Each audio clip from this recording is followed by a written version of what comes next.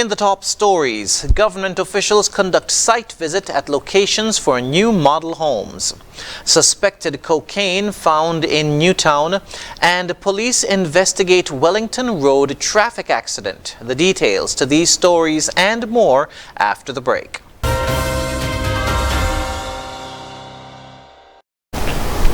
Hello and welcome to the ZIZ Major Newscast. I'm Jason Davis. On Friday, government officials, representatives of the National Housing Corporation, and a team from the Trinidad-based East Coast Housing Development Limited conducted a walkthrough of the sites that will be used as locations for the model smart homes. Shanique Harvey tells us more. ZIZ's cameras caught up with the group at the site in Connery where the first two-bedroom model home will be built. Deputy Prime Minister and Minister of Housing and Human Settlement, the Honorable Dr. Jeffrey Hanley, said after the home is constructed, prospective owners will get the opportunity to see what their home will look like in its entirety. When we're talking about a model home, we're talking about a model home.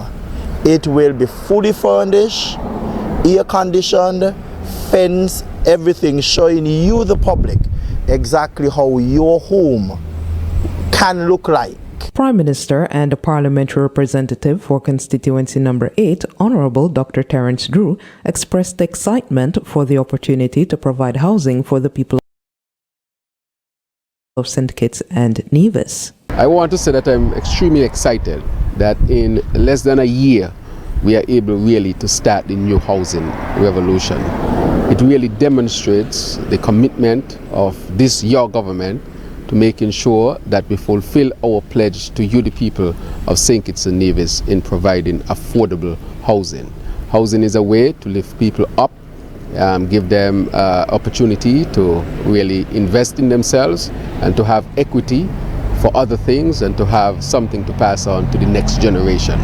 And therefore we want to make sure that very early in our term that we not only provide houses, but we encourage others to build wealth through the owning of real estate, such as housing and land. East Coast's Chief Executive Brian Singh praised the government for forging the partnership that allowed the construction of the homes. I want to say we are very pleased to partner with a progressive government, a government for, by and of the people. And we say with this partnership that not just one constituency, as the Prime Minister rightly said, will benefit, but the entire Federation will.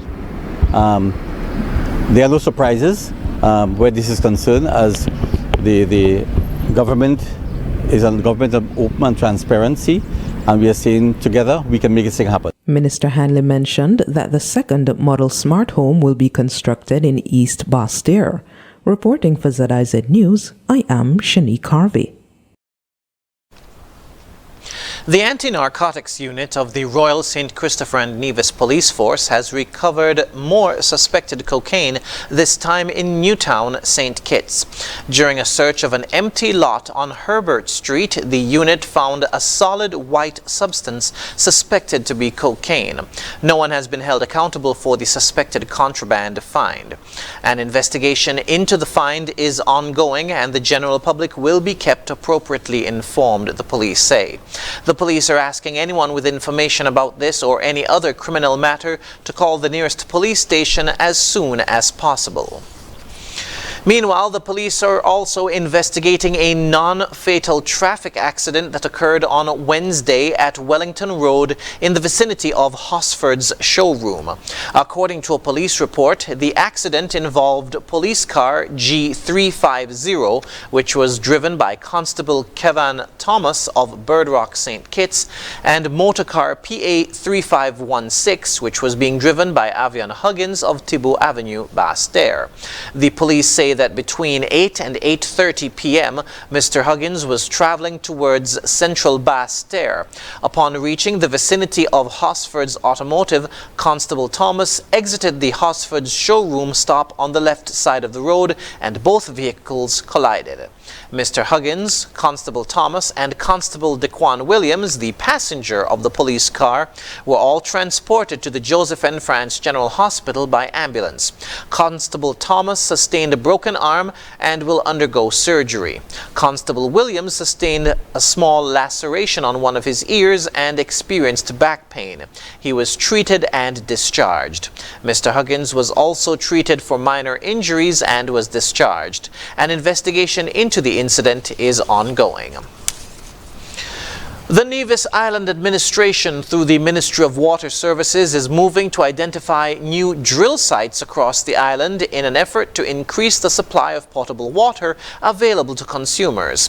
Premier of Nevis, the Honorable Mark Brantley, disclosed this at his most recent monthly press conference on Monday. The ministry has engaged the services of Mr. Skip Hoag, H-O-A-G, and he comes from an entity called Bear Rock Consulting, B-E-A-R, Bear Rock Consulting, and that is an entity in the U.S. He is currently on island to carry out surveys and mapping in our quest to find additional water. This includes a review of the available geophysical, hydrological, and geological data. It is hoped that at the end of this exercise we will be in a position to determine the location of possible drill sites. Areas identified are Stony Hill, Dason's Estate, Brazier's Estate, Hicks Estate, Hog Valley, and Morgan Estate. Premier Brantley noted that Nevis, like St. Kitts and other islands in the Caribbean, is grappling with the issue of water shortage due to a lack of rainfall in the region. He highlighted that the government has been investing considerable sums in water over the years, especially with regards to water shortage, water storage and distribution, and overall upgrade of the water infrastructure on Nevis. The NIA also redeveloped a well in the Hamilton area and invested in a filtration plant to make the water potable, bringing an additional 500,000 gallons of water into distribution. After the break, National Bank launches new loan products and local business persons speak about their experience at the Taiwan Expo in Nevis. Stay with us.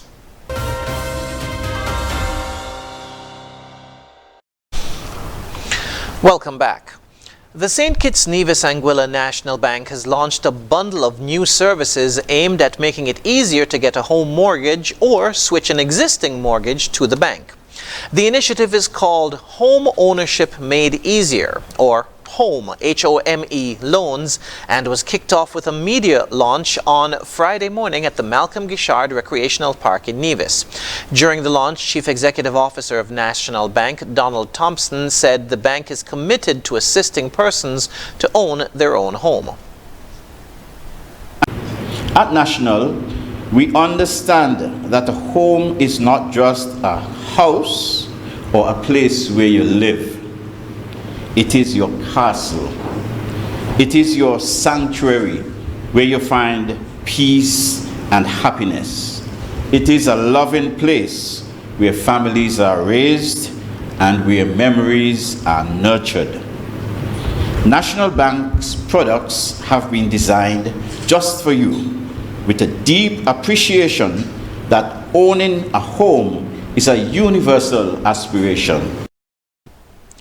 Group Commercial Head at National Bank, David Lake, spoke of a new product under home loans called Switch Mortgage, which allows persons to transfer their mortgages to National Bank and save money in the process. I know that the business of banking gets a bad rap for how daunting it could be. But National and the Switch Mortgage loan will put an end to all that. We promise a frictionless, seamless transition from start to finish. You will be led by a team of experts who will take care of all the intricacies, leaving you with more time to focus on what truly matters. The bank says when switching, customers will pay 0% interest for 3 months and then 2.99% for the first year and then 3.99% interest thereafter. The bank said the new products are expected to make the dream of quote, home ownership a reality for every citizen of the Federation, end quote. Meanwhile, local businesses on Nevis have given positive reviews of their experience at the Taiwan Expo that's being held this week. More in this report. The ongoing Taiwan Expo at the Malcolm Gishard Recreational Park in Nevis has been showcasing numerous Taiwanese businesses and products, with more than 24 companies from the Asian nation represented by products or catalogs. However, according to Third Secretary at the Republic of China Taiwan Embassy, Damian Liu, at the same time, the Expo is putting the spotlight on several businesses on Nevis as well. It has become a tradition for us to invite local businesses in our trade shows because we would like to further promote the economic activity in the Federation, and this way we are mutually promoting and highlighting the mutually beneficial cooperation in terms of trade and economy in our event. From agriculture to art, entrepreneurs have been showcasing their products and services, and those we spoke to say the event has been very beneficial. This is Mackie Truss, manager and owner of A1 Farms. I think the Expo gives us a chance and a good experience to showcase our products. It runs over 4 days from Tuesday right down to Saturday. So we get to see a lot of people get to come to and see what we have to offer. Hello, my name is Heidi Tyson and I'm Senior Agricultural Officer at the Department of Agriculture in Nevis. We are here to have a display of the different types of foods on the island of Nevis, just because we know there are a lot of persons don't know there are a variety of foods here, so it's just to have us display and to show persons in the public the amount of beautiful fruits and vegetables that we have here on the island. My name is Carl Williams and I'm an employee at the ZIZ. There was some positive reaction from a lot of tourists. I see a lot of them watch this stuff and wow, ask if these are actually locally made, especially for the ears ring and stuff. So yeah, it was positive. My name is Daniel Moore. I'm an artist by profession, but right now I'm doing face painting, which is basically a part of my business. So far, it's been a really good experience because a lot of persons that didn't know of the type of work that I do, some of them knew I paint, but not this. So it's a good experience for me, and it also provides additional income for like vendors and just general creatives. So it's a good opportunity for creatives to really make themselves known. An official from the Republic of China Taiwan Embassy told ZIZ News that this expo is just one of the many ways that their country continues to express its friendship with the Federation for the past 40 years. Reporting from the Malcolm Gishard Recreational Park in Nevis for ZIZ News, I'm Jason Davis. The Ministry of Health held a nurse managers leadership retreat on Thursday. The gathering focused on developing the leadership skills of nurse managers, cultivating more robust collaborative practices, and streamlining their approach towards the philosophy of nursing and effective meeting management. The retreat was facilitated by Curtis Martin, a training and development specialist attached to the Prime Minister's office. Dr. Patrick Martin, a physician and advisor to the Ministry of Health, shared his insights on effective meeting management with the 20 nurses participating in the retreat. Dr. Rondalyn Bradshaw, the principal nursing officer, delved into the core philosophy of nursing, exploring its evolution and its implications on current and future practice. The retreat served as an opportunity for the leaders within the Ministry of Health to not only expand their knowledge and skills, but also network with their peers, fostering a shared vision vision and harmony. The initiative has been described as a testament to the ministry's commitment to improving the quality of health services and patient care by enhancing the leadership capabilities of its nursing professionals. In the words of Dr. Rondalyn Bradshaw, quote, "The nursing profession is a cornerstone of our healthcare system. By empowering our nursing leaders through initiatives like this retreat, we're setting the foundation for improved patient care and a healthier nation," end quote. From UWI Open Campus to UWI Go, the University of the West Indies is rebranding its Open Campus to Global Online. The change will take place over the remainder of this year. In a video message by Vice Chancellor and Professor of UWI, Sir Hilary Beckles, on Tuesday, he said UWI Go will now stand on a, quote, corporate pillar, end quote. It will be a business school that will consist of master's level courses focused on the Sustainable Development Goals.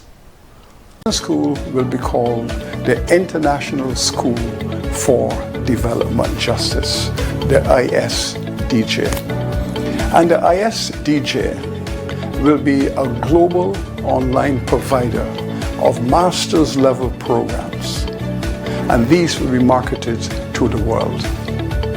But we are not just offering programs in an ad hoc fashion. This suite of master's programs will all be focused on the United Nations Sustainable Development Goals. The Caribbean and the world have all signed on to the importance of these Sustainable Development Goals. And so the UWI will take the goals and we will develop master's programs around each and every one of these SDGs. This is the product of the ISDJ. He said the aim is to develop knowledge and diversify the scope of knowledge from the Caribbean.